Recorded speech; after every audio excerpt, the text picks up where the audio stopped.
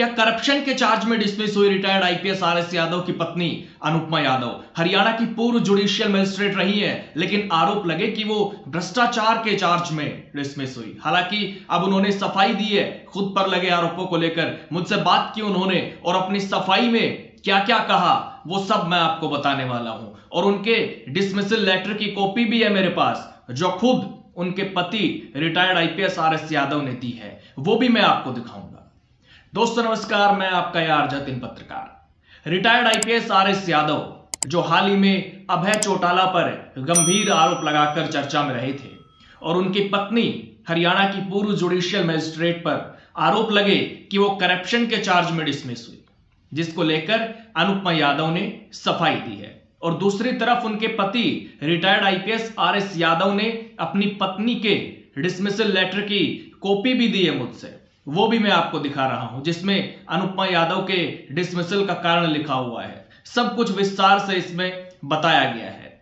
तो अनुपमा यादव ने भी बात की मुझसे, और वो बातचीत मैं अब आपको बताने वाला हूं। अपनी सफाई देते हुए अनुपमा यादव ने कहा कि करप्शन के अंदर अगर कोई डिसमिस होता है तो वो 6 साल के लिए तो चुनाव ही नहीं लड़ सकता, और मैंने तो 3-4 महीने में चुनाव भी लड़ा था। उन्होंने बताया कि मैं करप्शन में डिसमिस नहीं हुई, मैं उस समय काफी ज्यादा बीमार थी, मेरी हेल्थ ठीक नहीं थी, तो मैं मेडिकल लीव पर चली गई। करीब 4 महीने मेरी मेडिकल लीव सैंक्शन भी हुई।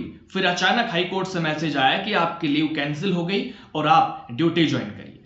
उन्होंने कहा कि फिर मैंने अपने स्वास्थ्य के बारे में बताया कि मुझे जेन्युइन प्रॉब्लम है, लेकिन मुझसे कहा गया कि पहले ड्यूटी ज्वाइन कीजिए फिर देखेंगे। तो अनुपमा यादव ने बताया कि फिर मैंने कहा कि अगर आप नहीं देना चाहते तो मुझे लीव विदाउट पे दे दीजिए, क्योंकि उस समय मैं कई तरह की समस्याओं से जूझ रही थी। पारिवारिक समस्या भी थी, स्वास्थ्य संबंधी समस्या भी थी, लेकिन उन्होंने नहीं सुना। उसके बाद मैंने एक लेटर लिखा और हवाला दिया कि आपने एक जज को भी out of the way accommodate किया हुआ है और मुझे मेरा लीगल राइट भी नहीं दिया जा रहा।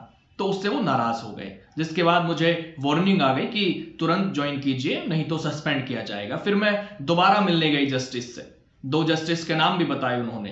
तो मैंने कहा कि मेरी सुनवाई नहीं हो रही है, जब तक मेरा ट्रीटमेंट नहीं हो जाता मुझे भले ही विदाउट पे ही लीव करा दीजिए। तो वहां से आश्वासन मिला कि चीफ जस्टिस से बात करेंगे और आपकी मेडिकल लीव करा देंगे, लेकिन फिर भी कुछ नहीं हो पाया। और उसके बाद मुझे इनडिसिप्लिन और इनटेम्परेट लैंग्वेज का चार्ज लगाकर डिसमिस कर दिया गया।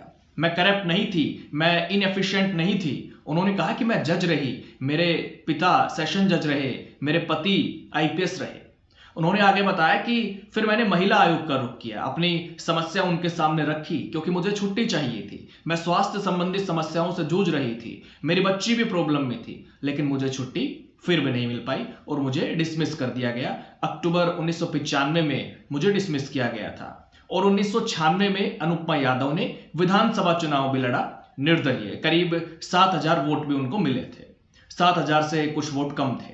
बीजेपी के टिकट पर रामविलास शर्मा उस समय जीते थे। तो ये सब बताया रिटायर्ड आईपीएस आरएस यादव की पत्नी और हरियाणा की पूर्व जुडिशियल मजिस्ट्रेट अनुपमा यादव ने, क्योंकि उन पर आरोप लगे थे कि वो करप्शन के चार्ज में डिसमिस हुई। कुछ लोगों ने ऐसे आरोप लगाए थे। हालांकि अनुपमा यादव ने अपनी सफाई देते हुए जो कुछ कहा वो सब मैंने आपको बता दिया है।